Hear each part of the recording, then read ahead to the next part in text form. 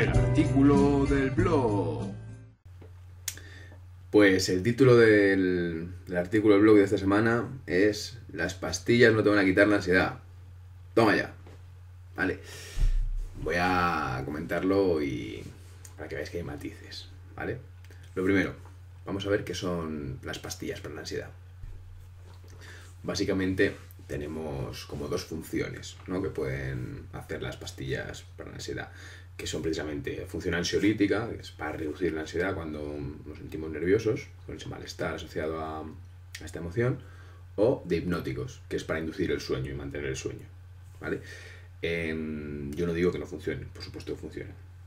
Y además, si estás bajo tratamiento farmacológico supervisado por un profesional, sigue, que lo que quiero explicarte es otro tipo de mecanismo que funciona luego, que a lo mejor a largo plazo hace que no puedas eliminar la ansiedad desadaptativa de tu vida. ¿Para qué nos sirve la ansiedad? Vale, pues al final todas las emociones que nosotros sentimos son útiles en algún momento de nuestra existencia. Te das cuenta, hemos evolucionado en un medio muy diferente en el cual estamos ahora mismo, en esta sociedad. Hemos evolucionado en mitad de la sabana, ¿no? Entonces tú imagínate que vas caminando por la selva, ¿no?, por la sabana, y ves un depredador. ¿Vale? Pues lo que sientes en ese momento sería miedo. ¿Vale? Y cuando vas por una llanura que sabes que hay depredadores, sería ansiedad. ¿Vale? Al final, todas las emociones producen tres tipos de respuestas. Las respuestas cognitivas, ¿no?, que sería dirigir la atención hacia lo que estamos evaluando como peligroso. Las respuestas fisiológicas, que serían pues todas las modificaciones a nivel biológico o físico del cuerpo, pues el latido del corazón, la respiración agitada. Y conductuales, ¿no?, lo que nos pide la emoción hacer. En este caso el miedo, la ansiedad, pues nos pediría huir, ¿no? Entonces el cuerpo es una máquina perfecta que sabe reaccionar ante un peligro. Por ejemplo, un león. ¿Vale? Y damos este tipo de respuesta y nos volvemos súper eficientes para poder escapar. Ahora, ¿qué ocurre? Que generalmente en nuestro ambiente actual, ¿no?, en nuestra sociedad, no tenemos estímulos que supongan un peligro de muerte. ¿Vale? No hay leones por la calle, no tenemos depredadores generalmente. Sí que es cierto que a lo mejor al cruzar la calle puede venir un coche, ¿no?, y eso nos puede disparar una emoción de miedo que nos puede ayudar. Pero en general, todos esos eventos o estímulos ante los cuales sentimos ansiedad, ¿vale?, como puede ser pues un montón de llamadas, que nuestro jefe venga a pedirnos 7 informes, que yo qué sé, que nuestro hijo salga de marcha y no nos avise con un WhatsApp, ¿vale? Pues todas esas situaciones en general no suponen un peligro de muerte para nosotros mismos. ¿Qué ocurre? Imagínate, para que lo entiendas, que tienes que dar una charla en público, ¿vale?, ante 500 personas. Y en el momento que tú vas a salir, obviamente tendrás ansiedad, ¿vale? Ahora, no es un peligro de muerte. Si tú lo haces, das la charla, seguramente a los minutos te encuentres más tranquilo. Si al día siguiente tienes que dar una charla igual, seguramente los nervios iniciales sean menores. Imagínate que haces esto todos los días. Al cabo de un par de semanas, seguramente ya no estés nervioso ante este tipo de eventos. Ahora, ¿qué ocurre si al ir a dar la charla, la primera de todas, al empezar, el cuerpo evidentemente te va a pedir escapar de allí? Haces caso a la emoción, ¿vale?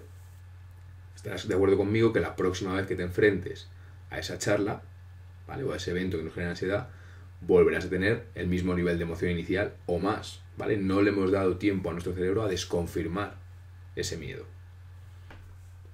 Al final siempre la ansiedad y el miedo, cuando se mantienen en el tiempo, se mantienen porque evitamos los estímulos que nos generan estas emociones. Y al evitarlos no le dejamos a nuestro cerebro ver que en realidad no pasa nada, ¿vale? Nuestro cerebro es muy conservador. Entonces, ante cualquier indicio de que pueda pasar algo, nos va a mandar ansiedad o miedo, ¿vale? Ten en cuenta que es un mecanismo que nos ha hecho sobrevivir en la selva, en la cual hay muchísimos peligros. Entonces, ante la mínima, ¿vale?, que puede ser algo que nos pueda matar, el cerebro te va a mandar miedo. Ahora, ¿por qué se mantiene? Precisamente porque evitamos en enfrentarnos a esas situaciones. Por ejemplo, cuando uno está muy ansioso es muy común que le dé miedo o ansiedad ir a lugares con muchísima gente, ¿no? O meterse en espacios cerrados. Entonces, si uno evita esas situaciones, la próxima vez que tenga que enfrentarse a ellas, el cerebro va a reaccionar con ansiedad, ¿vale? ¿Qué ocurre? Que al sentir ansiedad, nuestro impulso va a ser volver a evitar, con lo cual el miedo se va haciendo cada vez más grande. ¿Qué ocurre con las pastillas, con los ansiolíticos? Que al final son una evitación química.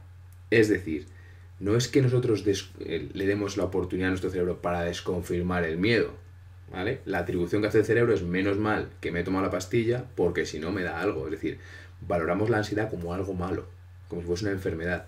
No es cierto, la ansiedad tenemos todos, ¿vale? Sí que es verdad que a lo mejor la frecuencia, intensidad y duración no es la óptima, ¿no? Si estás tomando pastillas para la ansiedad.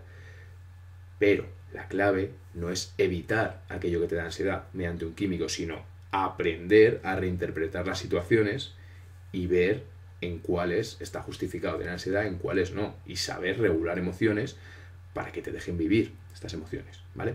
Y eso a largo plazo, si tomamos los tranquilizantes como se toman normalmente, que es como para quitarse el dolor, para quitarse la pastilla, no va a funcionar, ¿vale? Porque nunca vamos a desconfirmar el miedo, porque nunca nos vamos a enfrentar a él.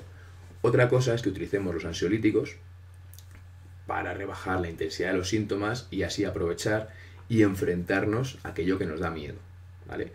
Ahí sí que funciona a largo plazo.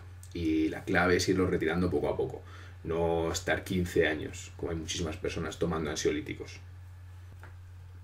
Y básicamente, a esto que te he estado contando, que hay que intentar ir encaminando nuestras acciones, es a lo que se dedica la psicología cognitivo-conductual, ¿no? A darte todas esas herramientas para que tú, por ti mismo, puedas regular la intensidad, la frecuencia y la duración de tu ansiedad y que no te suponga un obstáculo en tu vida, sino que te aproveches de ella y te beneficies de las partes buenas que tiene esa emoción, que es decir, que nos prepara para actuar. Espero que te haya gustado mucho este artículo. Ya sabes, compártelo con todo el mundo. Un abrazo.